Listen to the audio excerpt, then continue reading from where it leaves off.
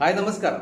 Exit poll survey പുറത്തു വന്നതിന് പിന്നാലെ വോട്ടെണ്ണൽ ദിനത്തിൽ ഒരുക്കങ്ങൾ ചർച്ച ചെയ്ത് കോൺഗ്രസ് സ്ഥാനാർത്ഥികൾ. കോൺഗ്രസ് അധ്യക്ഷൻ മല്ലികാർജുൻ ഖാർഗെ, കോൺഗ്രസ് നേതാവ് Rahul Gandhi, party general secretary KC Venugopal എന്നിവരുടെ നേതൃത്വത്തിലായിരുന്നു യോഗം നടന്നത്. BJP അധികാരത്തിലെത്തുമെന്ന സർവേയുടെ പ്രഖ്യാപനത്തിന് പിന്നാലെയാണ് കോൺഗ്രസ് നേതാക്കളുടെ അടിയന്തര യോഗം. CLP നേതാക്കളും മറ്റ് കോൺഗ്രസ് കമ്മിറ്റി പ്രസിഡന്റുമാരുമായ വീഡിയോ കോൺഫറൻസിലൂടെ യോഗത്തിൽ പങ്കെടുത്തു. വോട്ടെണ്ണൽ ദിനത്തിലെ ഒരുക്കങ്ങൾ വിലയിരുത്താനാണ് യോഗം ചേർന്നത്. ഭൂരിപക്ഷം നേടി മോദി സർക്കാർ വീണ്ടും അധികാരത്തിലെത്തുമെന്ന എക്സിറ്റ് പോൾ പ്രവചനങ്ങൾ കോൺഗ്രസ് തള്ളിയിരുന്നു. എക്സിറ്റ് പോൾ സർവേകളിൽ വ്യത്യാസമുണ്ടാകും എന്നാണ് പാർട്ടിയുടെ വാദം. അതേസമയം എക്സിറ്റ് പോൾ സർവേ തള്ളുന്ന പ്രതികരണമായിരുന്നു ബംഗാൾ മുഖ്യമന്ത്രി മമതാ ബാനർജിയുടേതും.